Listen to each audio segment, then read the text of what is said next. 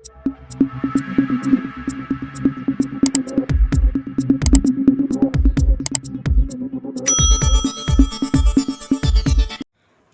नमस्कार, Amethi news room में आपका हार्दिक स्वागत है। लोकसभा चुनाव के प्रथम चरण के लिए कल शुक्रवार को 21 राज्यों व केंद्र शासित प्रदेशों की 102 सीटों पर मतदान होगा। इसके साथ ही अरुणाचल और सिक्किम की 92 विधानसभा क्षेत्रों के लिए भी मतदान होने जा रहा है। इन सभी लोकसभा एवं विधानसभा सीटों के लिए बुधवार यानी कल चुनाव प्रचार थम गया था। कई दिग्गज नेताओं का भाग वोटिंग मशीनों में होगा बंद। 4 जून को आएंगे नतीजे।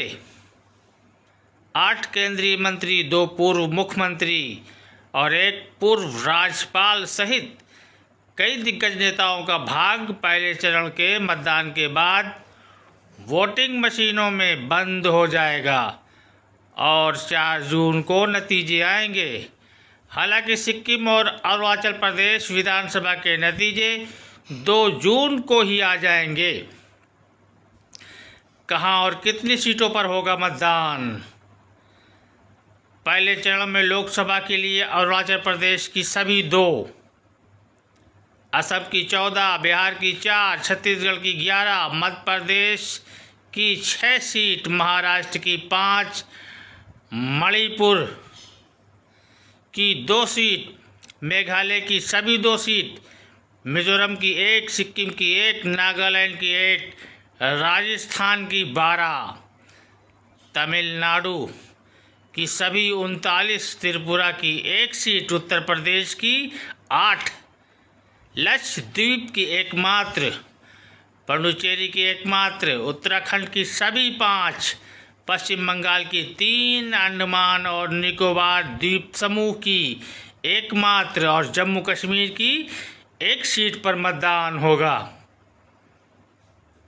इन सीटों पर टिकी सभी की निगाहें। पहले चरण के चुनाव में उत्तर प्रदेश की सहारनपुर, रामपुर, पीलीभीत, मुजफ्फरनगर, असम की डिब्रूगढ़, सोनितपुर, छत्तीसगढ़ की बस्तर, बिहार की जमुई, गया तथा जम्मू कश्मीर की उधमपुर सीट काफ़ी महत्वपूर्ण है। इसी तरह से मध्य प्रदेश की छिंदवाड़ा, तमिलनाडु की चेन्नई, उत्तर चेन्नई, दक्षिण चेन्नई सेंट्रल, कोयम्बटूर, थूथुक्कुडी, तिरुनेलवेली, कन्याकुमारी, मणिपुर 2 आंतरिक और ब्रह्म सीट, राजस्थान की बीकानेर और पश्चिम बंगाल की कूच बिहार और अलीपुरद्वार अहम सीटें हैं। इन सीटों पर सभी की निगाहें टिकी रहेंगी।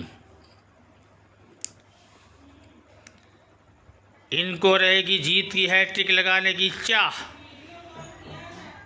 इसी चरण में केंद्रीय सड़क एवं परिवहन मंत्री नितिन गडकरी नागपुर से जीत की हैट्रिक लगाने की चाह में हैं। 2 बार के सांसद और केंद्रीय मंत्री जितेंद्र सिंह उधमपुर में हैट्रिक लगाने के लक्ष्य लेकर चल रहे हैं। 52 वर्षीय केंद्रीय मंत्री किरण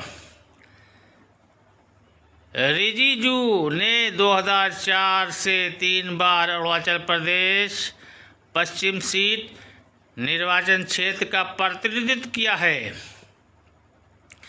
केंद्रीय मंत्री एवं असम के पूर्व मुख्यमंत्री सर्बानंद सोनोवाल असम के डिब्रूगढ़ से लोकसभा में वापसी की उम्मीदें कर रहे हैं।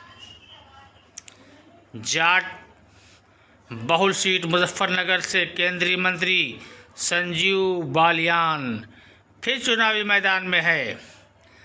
अलवर से केंद्रीय मंत्री और राज्यसभा सदस्य भूपेंद्र यादव अपनी किस्मत आजमा रहे हैं। बीकानेर से केंद्रीय कानून मंत्री अर्जुन राम मेघवाल, तमिलनाडु की नीलगिरी लोकसभा सीट से केंद्रीय मंत्री एल मुरुगन चुनाव मैदान में हैं। मुरुगन मध्य प्रदेश से राज्यसभा सदस्य हैं। तेज तर्रार नेता की छवि बनाए तमिलनाडु भाजपा अध्यक्ष के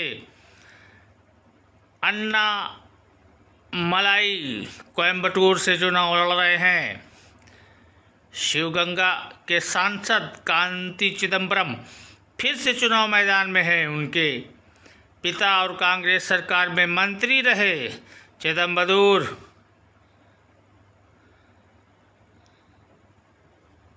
यहाँ से 7 बार जीते हैं। तेलंगाना के राज्यपाल और पुडुचेरी की उपराज्यपाल पद से इस्तीफा देकर राजनीति में लौटी तमिलिसाई सौंदरराजन चेन्नई दक्षिण से चुनाव लड़ रही हैं। असम के कलियाबोर से 2014 और 2019 में जीते कांग्रेस के युवा नेता गौरव गोगोई अब की जोरहाट से कांग्रेस के उम्मीदवार है। मणिपुर से कानून और शिक्षा मंत्री बसंत कुमार सिंह इनर मणिपुर से भाजपा के उम्मीदवार हैं। उत्तरी राजस्थान में भाजपा के गढ़ चूरू से 2 बार के पैरालंपिक स्वर्ण पदक विजेता भाला फेंक खिलाड़ी भाजपा उम्मीदवार देवेंद्र झाझरिया पहली बार चुनावी मैदान में है। कांग्रेस नेता और मध्य प्रदेश के पूर्व मुख्यमंत्री कमलनाथ के बेटे नकुलनाथ छिंदवाड़ा से दोबारा चुनाव लड़ रहे हैं। 7 चरणों में होंगे चुनाव मतदान। ज्ञात हो कि 19 अप्रैल को लोकसभा की 102 सीटों पर मतदान होना है। इन सीटों पर चुनाव प्रचार का शोर बुधवार को थम चुका है। चुनाव कार्यक्रम के अनुसार लोकसभा चुनाव 7 चरणों में होंगे। दूसरे चरण के तहत 26 अप्रैल को 89, तीसरे चरण के तहत 7 मई को 94, चौथे चरण के तहत 13 मई को 96, पाँचवें चरण के तहत 20 मई को 49, छठे चरण के तहत 25 मई को 57 और 7वें चरण के तहत 1 जून को लोकसभा की 57 सीटों पर मतदान।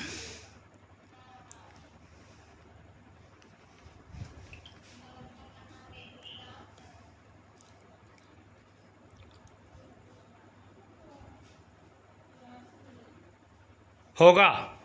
नतीजे की घोषणा 4 जून को होगी। तो दोस्तों, ये हमारी लोकसभा चुनाव की न्यूज़ आपको कैसी लगी? कमेंट्स बॉक्स में ज़रूर लिखें। हमारा और आपका एकमात्र चैनल है अमेठी न्यूज़ रूम। इसे अधिक से अधिक लाइक करें, सब्सक्राइब करें और शेयर करें। अमेठी न्यूज़ रूम से मैं वहीद अब्बास नकवी।